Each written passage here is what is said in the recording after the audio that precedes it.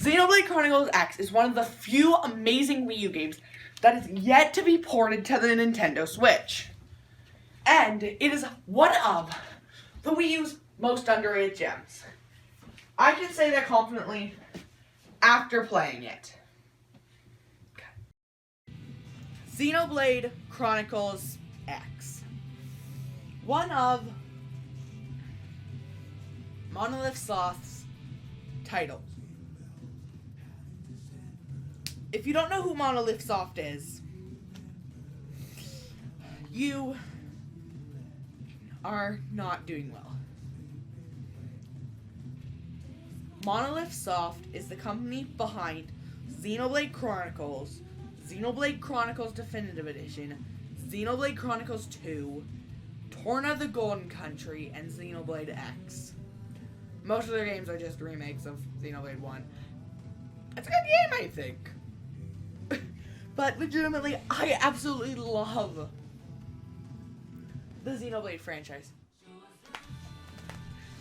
And I'm super excited for Definitive Edition. I actually, this year, instead of playing X, which I just played, I was planning on playing through Xenoblade 1. But Nintendo was like, no, remake. So I'm fine with waiting for that. But legitimately, this is probably my second favorite video game franchise. But I'm going to give you a general summary here since Xenoblade is not the most popular series. So quick history lesson. This is very quick.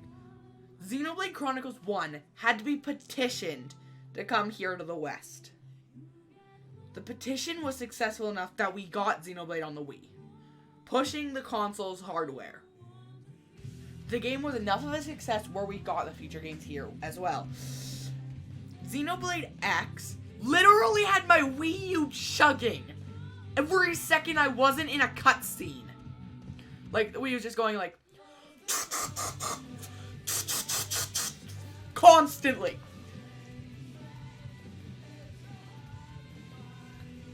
But let's just quickly go over the plot of X. The alien race, by the way, spoilers, obviously. The alien race, the Ganglion, have wiped out the human race and chased them through space. As I think it was 20,000 people managed to escape on the spaceship, the White Whale. But the Ganglion attacked them, forcing their ship to crash land on Mira, an alien planet.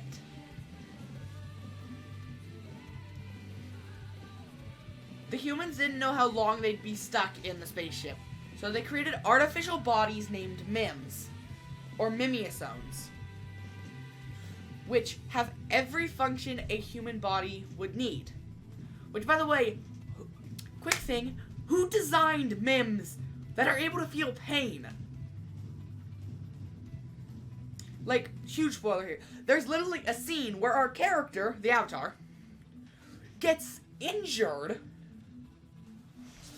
Like, they lose their arm, and, like, they are feeling excruciating pain, and it's like, who designed it like that? But it's up to New LA's best team, huge air quotations, because, oh yes, a 13-year-old, a person who's been conscious for about 2 weeks, and Alma. What a great team. Also, it is a shame. It is a crying shame. There isn't a single song from Xenoblade's OST, Xenoblade 2's OST, on. There isn't a single song on Xenoblade section in Smash Bros. From X's OST, and it's super bad because this game has some of the best songs I've ever heard. But in the next section, we will get into other things. Game combat has its flaws, but it's still incredible, and the amount of utility the arts have makes them so, as well as unique classes, including a class that allows you to manipulate enemies using a knife. Show your hand to the camera. And it's really cool. But I did not understand the TP mechanic for a while. But nonetheless, it has one amazing feature for combat that I'm super excited to show off. Xenoblade Chronicles X has some of, in my opinion, at least out of the games I've played, the best gameplay out of Xenoblade. It has super fun combat. And as I just mentioned, a great story. There is an annoying flaw where, again, huge spoiler, I won't say who, but one of the characters that you can use, who was literally was my fourth team member, they get injured to a point where they literally cannot fight. So you're not allowed to use them. It's like, you are literally my third strongest member. What the heck? I need you. You are forced with Alma and Lynn on your team, but that's always fine, because honestly, they are great characters. But this is an amazing game. And it is a shame that this game has not gotten a sequel or even a port to the Switch.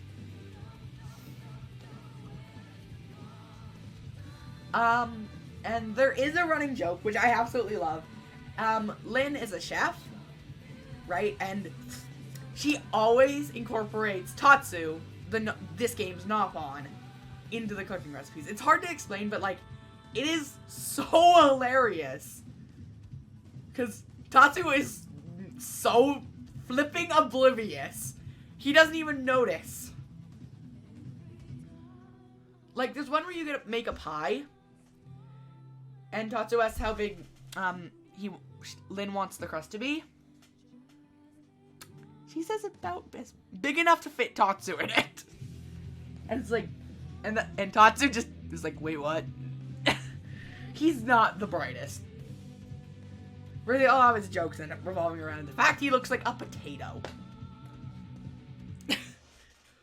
His nickname to Lynn is my prized turkey.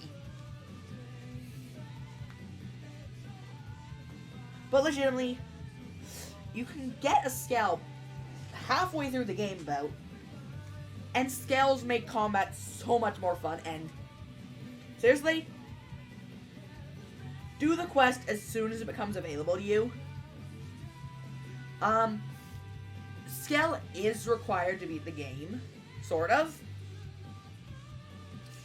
It never, like, says you need to acquire a scale, but the game has mandatory missions to start a chapter, which I find kind of annoying, but they're usually pretty easy. But one of the missions is to get a ability, which you're kind of seeing right now on screen, actually, which allows scales to fly. And to get that ability, you need a scale, obviously. Which makes it hard to get.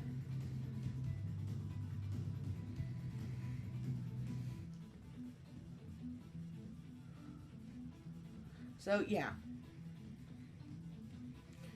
The gameplay is super fun. I don't know how to describe it. It's really fun.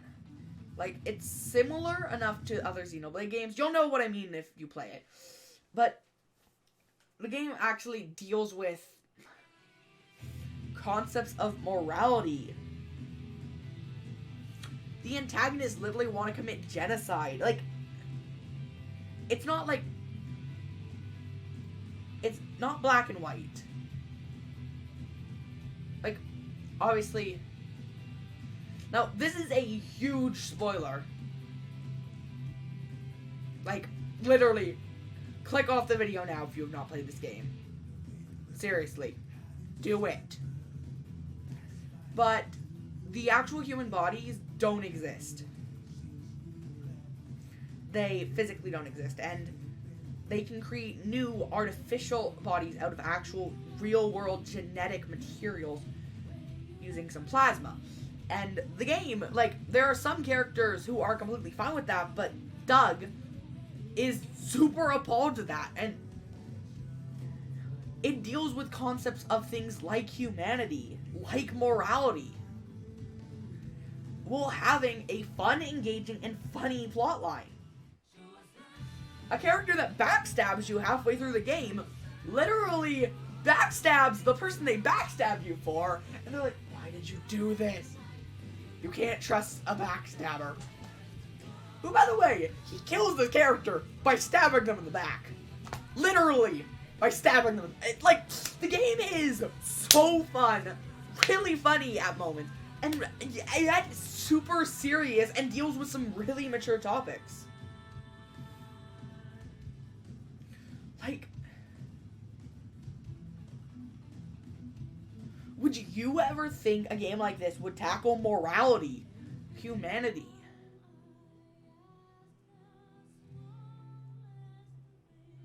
And actually, one of the element's arguments to this is that on a cellular level, every day the human body is changing, and it's memories that allow us to stay the same person we were. So no matter what body you are in, if it's your actual body, a meme, a recreation, you're still the same person. Genetically and physically, you will never be, because your body is changing on a cellular level constantly.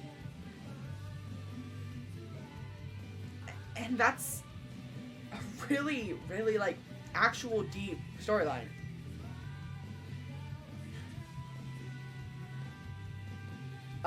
You can literally go to the final area immediately. I don't know exactly about the final boss area. Obviously, you can't enter it, but... because I think you should at least be able to see it, like, in the prologue. Because I can literally... it'd take a while, because it's very far, like, off map, and if you don't have an item like a S.K.E.E.L, it's a pain to get to. But you can do that, and this is such a fun, thought-provoking game. Honestly, when it comes to consoles like this, I'd put it at least on par with Undertale in themes.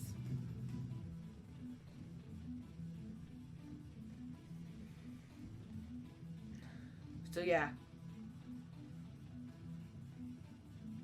Peace. S.K.E.E.Ls are amazing utility for fights! So don't worry. They are best for taking down tyrants and allow you to fight foes with ease. They're easy for taking giant foes out with, as well as they have a versatility of ranged and melee attacks. They're great for taking out foes with, and we just won a battle. And we're out of fuel. See you in the next one!